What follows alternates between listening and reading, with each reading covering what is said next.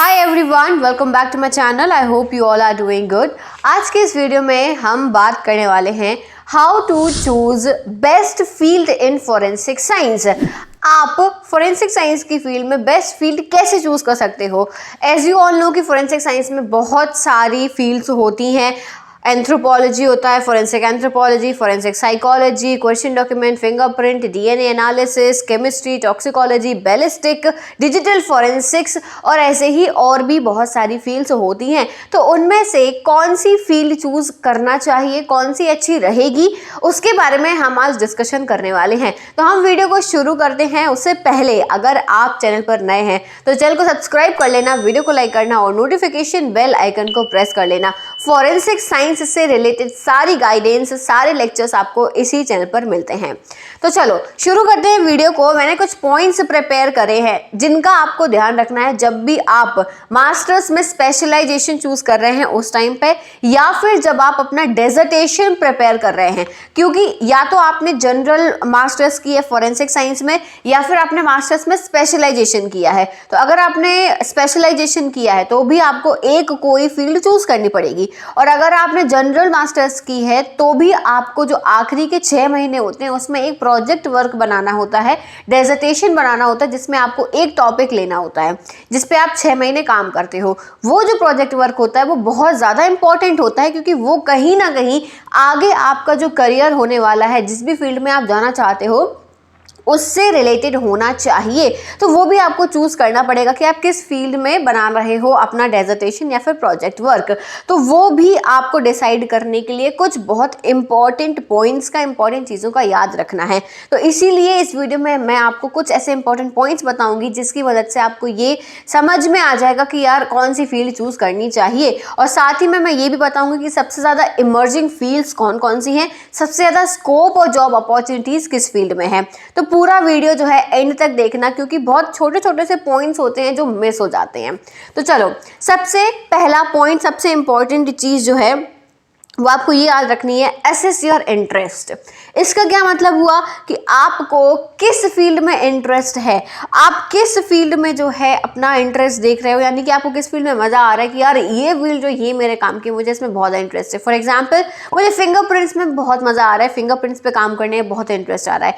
या फिर किसी को डिजिटल फॉरेंसिक्स, यानी कि मुझे जो है ये देखना है कि भाई साइबर क्राइम कैसे होता है, हम कैसे पता लगा सकते हैं, इन चीज़ों में इंटरेस्ट आ रहा है। यानी दोनों बहुत अलग अलग हैं, एक डिजिटल है और एक जो है फिंगरप्रिंट्स जो है वो अलग चीज़ है। ऐसे केमिकल में इंटरेस्ट है आपको, बायोलॉजिकल सैंपल्स में इंटरेस्ट है आपको बैलिस्टिक्स में इंटरेस्ट है भाई, आपको जो है एम्यूनेशंस जो होते हैं, ठीक है, गन्स हैं, बुलेट हैं, इन सब में इंटरेस्ट है। किस में आपका इंटरेस्ट है, सबसे पहले अपना इंटरेस्ट ढूंढो। ठीक है, कि आपको बीएससी के टाइम, मान लो बीएससी फॉरेंसिक के टाइम आपको समझ में आ जाएगा कि यार ये मेरा फेवरेट सब्जेक्ट है, कि बैलिस्टिक्स मेरा फेवरेट सब्जेक्ट है। तो आपको समझ में आ गया कि इसमें मुझे मज़ा आ रहा है, इसमें मैं बहुत कुछ आगे कर सकता हूँ। तो सबसे पहली important cheese, assess your interest.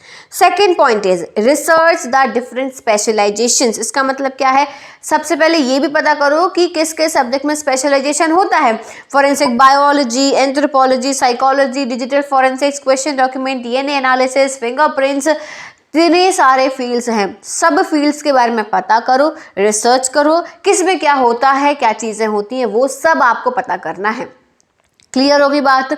तीसरा important point, evaluate career goals. इसका मतलब है कि आप जिस भी फील्ड में जा रहे हो वो आपका एक लॉन्ग टर्म गोल होना चाहिए। ऐसा नहीं कि बस एमएससी कर ले रहे हैं उसके बाद सोचेंगे हम, या एमएससी के बाद में हम स्पेशलाइजेशन कुछ में कर ले रहे हैं फिर हम बाद में सोचेंगे क्या करना। नहीं, आप लॉन्ग टर्म सोचो कि अब अगर मैंने अपने एमएससी में डेजर्टेशन टॉक्सिकोलॉजी में बनाया है, दैट मीन्स कि मुझे आगे जाके भी टॉक्सिकोलॉजी की फील्ड में ही आगे बढ़ना है। और फॉर एग्जांपल, अगर आपने जो है यहाँ पे बैलिस्टिक्स ले लिया है या आपने साइबर ले लिया है, तो एमएससी में जो भी कर रहे हो वो आपका पूरा फ्यूचर है, वो आपकी पूरी ज़िंदगी है, वही आपको करना है। तो एक लॉन्ग टर्म गोल जो है वो आपको डिसाइड करना पड़ेगा। ठीक है, हर एक स्पेसिफिक पाथ आपको एक स्पेसिफिक रास्ते में ले जाएगा। मान लो आपने साइकोलॉजी चूज किया, साइकोलॉजी चूज करने के बाद में आप चाहो कि मैं बायोलॉजी में, टॉक्सिकोलॉजी में या केमिस्ट्री में चला जाऊं, फ्यूचर में जॉब ले लूं, तो दैट इज नॉट पॉसिबल। तो आपको ऐसी फील्ड चूज करनी है जिसमें आपको आगे आपको क्या करना है, करियर पाथ आपको पता रहे, ठीक है। सो एवेल्युएट योर करियर पाथ, जो फील्ड चूज कर रहे हो उसमें आगे आप क्या कर पा रहे हो वो आपको पहले से ढूंढ के रखना है, ठीक है। इसके बाद में fourth point, education and training. This is the very important point. Obviously आपको अपने जो है एजुकेशन कंप्लीट करनी है, यूजी करनी है, पीजी करनी है, पीएचडी करनी है, ठीक है। आप स्पेशलाइजेशन चूज कर रहे हो तो यूजी में भी इंपॉर्टेंट है, पीजी में भी इंपॉर्टेंट है, पीएचडी अगर आप करते हो तो वो तो बहुत ही ज़्यादा अच्छी बात है, बहुत ज़्यादा इंपॉर्टेंट है कि वहाँ जाके आप क्या फील्ड चूज कर रहे हो, ठीक है। इसके बाद में आपको सर्टिफिकेशंस करने हैं। फॉर एग्जांपल हम डिजिटल फॉरेंसिक्स की बात करें तो यहाँ पे आपको सर्टिफिकेशंस करने हैं। अपने पढ़ाई के साथ साथ आपको एक्स्ट्रा में कुछ सर्टिफिकेट्स अपने साथ में जो है रखने हैं। आपको 6 महीने के सर्टिफिकेशन कोर्स करने होंगे, 6 महीने, 3 महीने, 1 महीने, 2 महीने, वो ड्यूरेशन डिपेंड करता है। फॉर एग्जाम्पल टूल्स जो होते हैं डिजिटल फॉरेंसिक्स में, जो टूल्स यूज किए जाते हैं उन पे आप एक सर्टिफिकेशन करके रखो, ठीक है। एथिकल हैकिंग का आप सर्टिफिकेशन कर सकते हो, और भी mobile forensics, email forensics, computer forensics और पेनिट्रेशन टेस्टिंग, ये सब अलग अलग बहुत सारे कोर्सेज होते हैं। तो जिस भी फील्ड में आपका इंटरेस्ट है उसमें आप सर्टिफिकेशंस करते जाना अपने पढ़ाई के साथ में, ठीक है। वो आपको आगे जाके जॉब अपॉर्चुनिटीज बहुत ज़्यादा ओपन कर देते हैं। इसके बाद में availability of education programme at your location. ऐसा भी नहीं कि भाई हमारे यहाँ पे हम यूनिवर्सिटीज़ जो आसपास हैं उनमें है ही नहीं कोर्स अवेलेबल, लेकिन हमको तो यही करना है तो हम एक काम करते फॉरेन जाके पढ़ लेते हैं। तो ऐसा भी ज़रूरी नहीं है, ज़रूरी नहीं आप अफोर्ड कर पाओ। तो थोड़ा सा दिमाग लगा के कि यार मेरे पास में जो यूनिवर्सिटीज़ के ऑप्शंस ओपन हैं उनमें ये कोर्स अवेलेबल है, तो इनमें से मैं दिस पर्टिकुलर कोर्स जो है इसको सिलेक्ट करके आगे जा सकता हूँ। तो ये भी बहुत इंपॉर्टेंट है कि आप वो सिलेक्ट करो जो आपके लिए थोड़ी सी सहूलियत हो पढ़ने में भी और फिर उसमें आगे जाने में भी, ठीक है। इसके बाद में फिफ्थ, जॉब अपॉर्चुनिटीज। भाई हम पढ़ाई क्यों कर रहे हैं? जॉब पाने के लिए। आखिरी गोल हमारे जीवन का क्या है कि हमें एक जो है स्टेबल सी नौकरी मिल जाए, है ना। तो जॉब अपॉर्चुनिटीज के लिए आपको जॉब मार्केट जो है आपकी फील्ड में जो जॉब मार्केट है और स्पेशलाइजेशन में स्पेशली, ठीक है, स्पेशली जो आपका जो स्पेशलाइजेशन है उसमें जॉब मार्केट को आपको क्या करना है, इन्वेस्टिगेट करना है।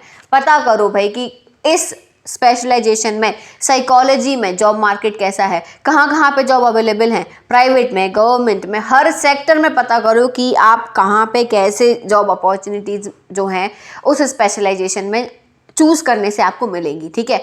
और एक बहुत इंपॉर्टेंट चीज़ यहाँ पे आती है, जितनी ज़्यादा जॉब अपॉर्चुनिटीज़ होंगी उतनी ज़्यादा उस सब्जेक्ट की डिमांड है। ये चीज़ समझ में आना, more job opportunities higher demand.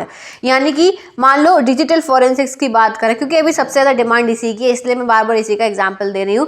सबसे ज़्यादा अपॉर्चुनिटीज़ इसी फील्ड में है और सबसे ज़्यादा डिमांड भी इसी की है, ठीक है। जितना ज़्यादा टेक्नोलॉजी बढ़ रही है उतना ज़्यादा क्राइम बढ़ रहा है। तो इसीलिए अभी एआई सबने सुना होगा, आर्टिफिशियल इंटेलिजेंस कितने आने से बहुत अच्छी चीज़ है, आया है, बहुत हेल्पफुल है, लेकिन जितना हेल्पफुल है उतने ही ज़्यादा उसके क्या है, डेंजर है, ठीक है। मतलब बहुत ही ज़्यादा वो जो है उसके कॉन्स बहुत ज़्यादा हैं, जितने प्रोज हैं उससे ज़्यादा उसके कॉन्स हैं।